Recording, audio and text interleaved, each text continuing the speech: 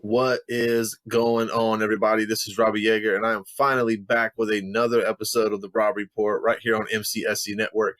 I know it's been a while since you've seen me. I had to take some time off because my grandmother passed last weekend, so it's just been one of those things where you got to kind of deal with all the logistics and everything that goes with like a family passing like that. But that being said, it's all taken care of, and I'm ready to get back into it. My schedule is finally clear enough for me to get back into making some videos, and looks like a lot has been going on, and I wanted to touch on the big story, or at least the story that I've been waiting on before I really hop back into making videos, and that was the super PAC that was backing Elizabeth Warren, Persist PAC, the one that raised and spent $15 million in a matter of a couple of weeks, has decided finally to, at the very last minute, and I mean last minute, release their donor list. And to be quite honest with you, it was kind of a Bush League move. I mean, it was late Friday night after 10 p.m. Eastern. Nobody's going to cover it in the news. Almost everybody's in bed. And, so it was just one of those very calculated thing, at least I believe it was, to kind of keep them out of the news cycle. But that's my thing. I love digging through stuff like this. So MCSC was one of the first people to report on this right as it started, right as the reports were being released.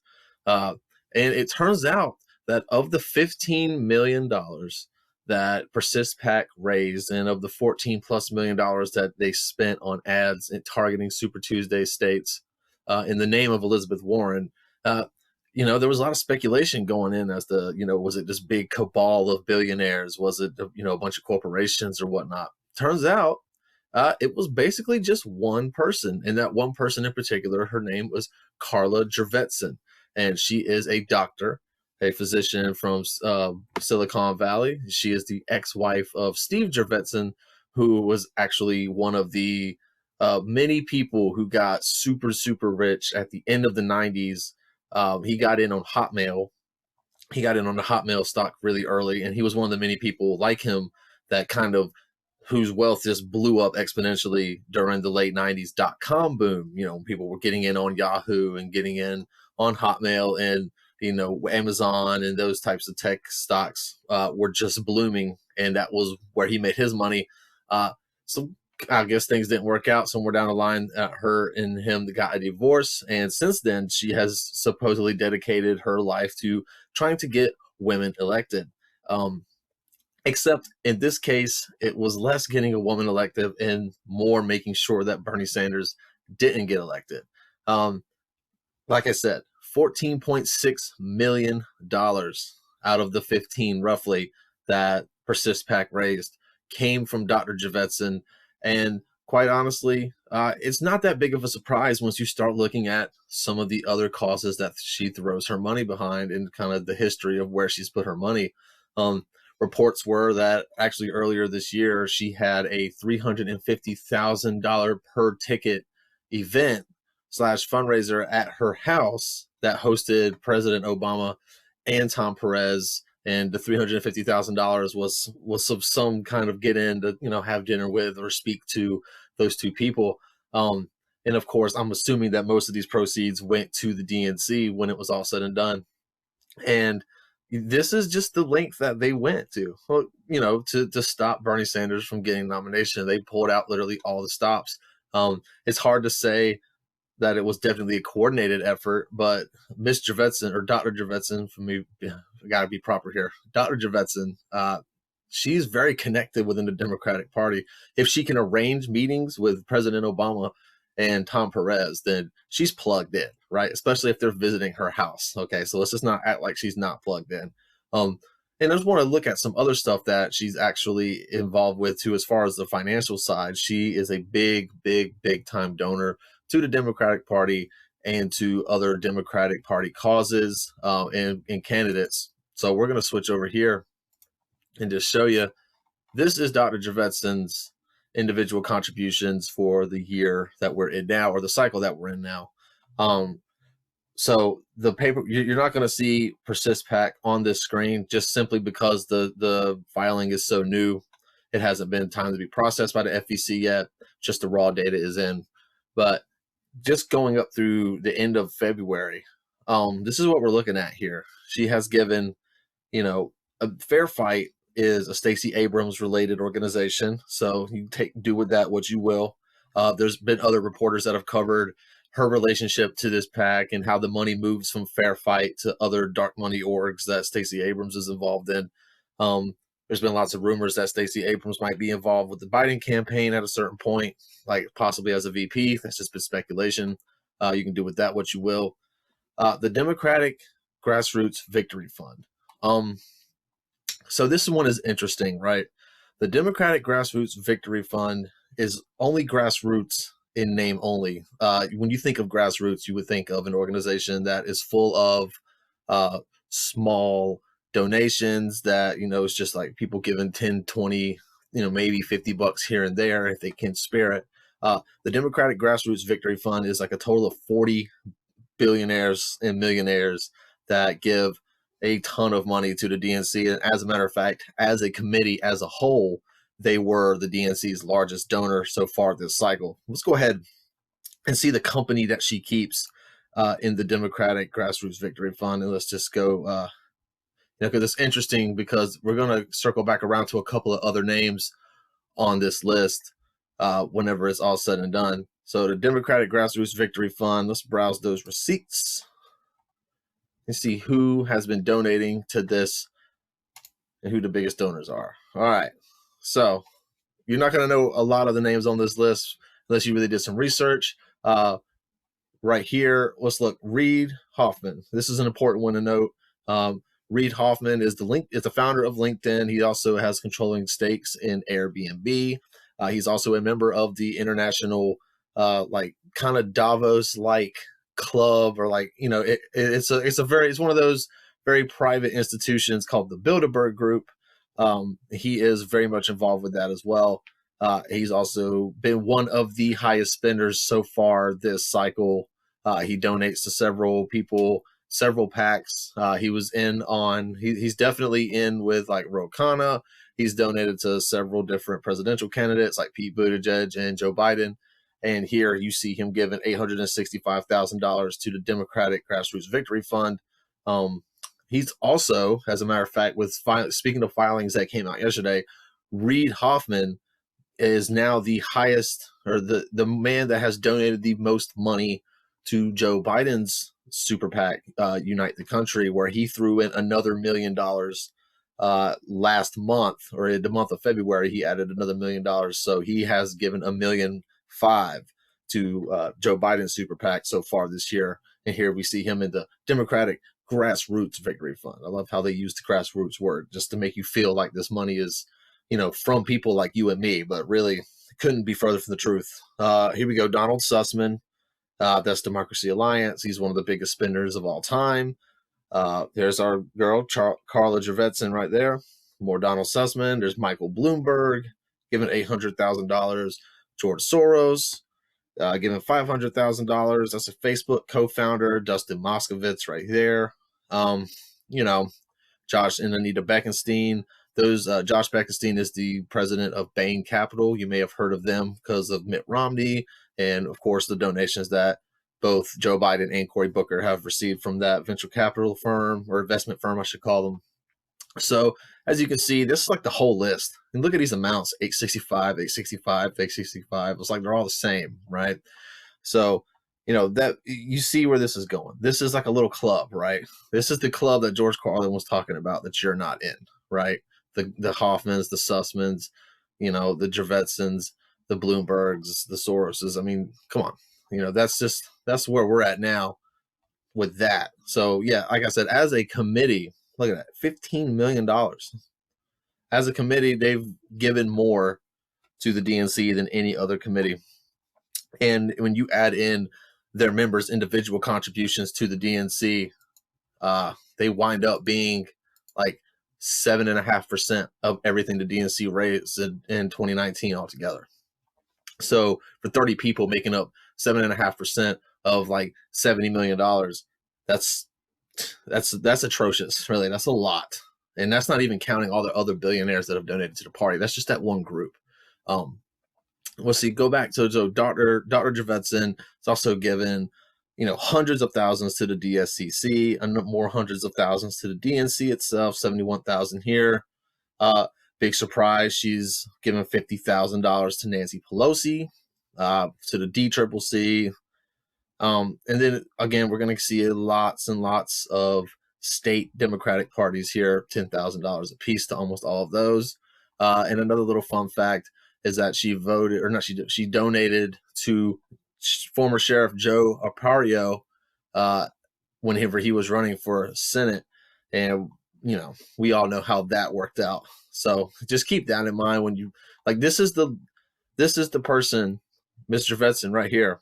This is the person that, really went out of her way to make sure that Bernie Sanders was not elected. These people, the people on that list that she was keeping company with in the Democratic Grassroots Victory Fund, the Reid Hoffmans of the world, the George Soroses, the Donald Sussmans, they're not progressive.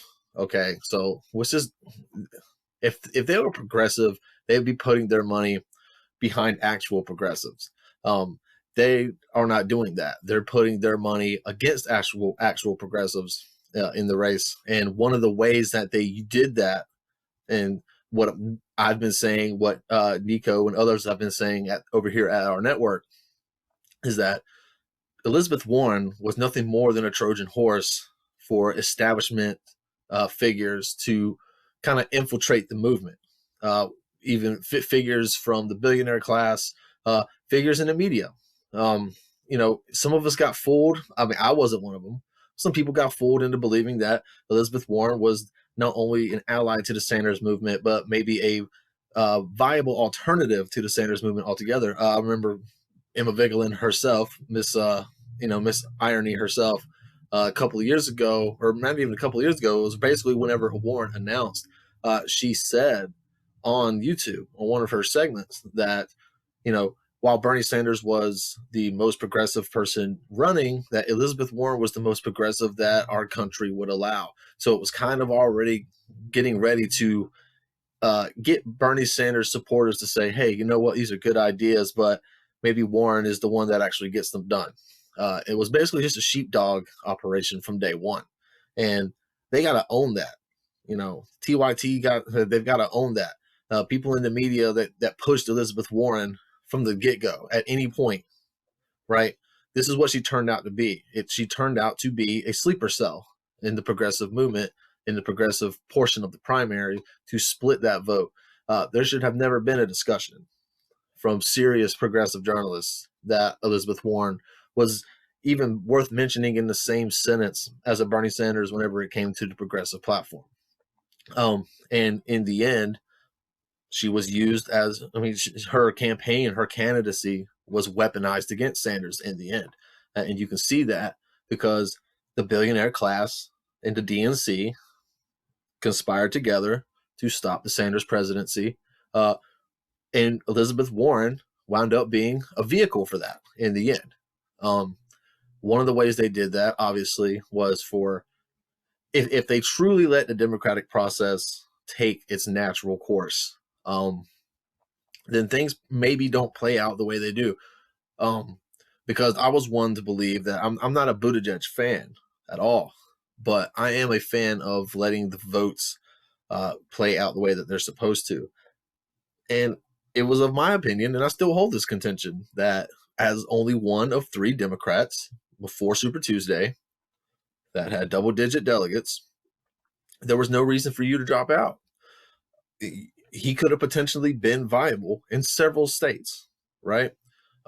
He could have potentially won a couple of states. He could have, matched Biden in delegates. He could have siphoned off, right? So there's no telling. In the end, if he let it go out, you never know. You might have Biden dropping out to endorse Buttigieg. It sounds crazy, but you don't know what happens. That's my point. You don't know what happens because the DNC never let the democratic process go its natural course. And in the end, even if Buttigieg stays in through Super Tuesday and doesn't get the results he wants, he can still stick around and give Biden his delegates in the end anyway. It wouldn't have made a major difference. But the DNC stepped in, pressured him and Klobuchar out of the race prematurely, and all of their voters had to go somewhere, and there's not a Buttigieg voter that's really going to go for Bernie if we're taking the actual odds into account. Most of them are going to go to Biden, and that's exactly what they did. Most of the Klobuchar voters did the same thing. I mean, how do you think Joe Biden wins Minnesota without ever stepping foot in there? It had a lot to do with the fact that Klobuchar wasn't there to vote for. There was a huge exit poll saying that overwhelming majority of late-breaking voters went to Joe Biden. Well, that's because an overwhelming majority of those voters, their candidate dropped out at the last second, and they didn't have anybody to vote for that really, meshed with their value system, or at least came close. And of course, the closest person to the moderates, and I use that term loosely, that are Klobuchar and Buttigieg, the closest person to that was going to be Joe Biden. That's number one. Number two, the billionaire factor, the money factor, right? Bloomberg spends over $200 million of his own money on his campaign. He's a member of the Grassroots Victory Fund. Reid Hoffman, LinkedIn founder, he's spending millions of dollars in super PACs. He's spending, hundreds of thousands of dollars donating to the DNC. He's spending $860,000 in the DNC Victory Fund. He's spending $1.5 million supporting Joe Biden's super PAC. And then you've got Dr. Carla Davidson on the other end, who spent $15 million of her own money, right? In the span of like a week and a half, raised $15 million and used that money for the sole purpose of, pro-Warren / anti-Bernie Sanders ads, and mailing and text messages. I mean, all the stops were pulled out, right, to stop Bernie Sanders, and it worked. Now, Sanders' campaign isn't technically over, right? So I'm not going to get into the post-mortem of the Sanders campaign quite yet. That'll be a subject for another day. But when it comes to the mysterious Persist PAC, the super PAC that Warren mysteriously wasn't in favor of, and then said, hey, you know what? I'll take it. That's fine. We'll do it. We'll take it. Well, now you know that it wasn't just a cabal of billionaires. It was more a cog in the machine of the system and how it went this time. They weren't playing any games. The billionaire money machine in the DNC, whether it was directly coordinated or not, my guess is that it was, but we'll never really know, because there's so many different back channels. But there was definitely a concerted effort from the billionaire class to get to make sure that Bernie Sanders did not win. And mission accomplished. Hey, congratulations, you screwed us again.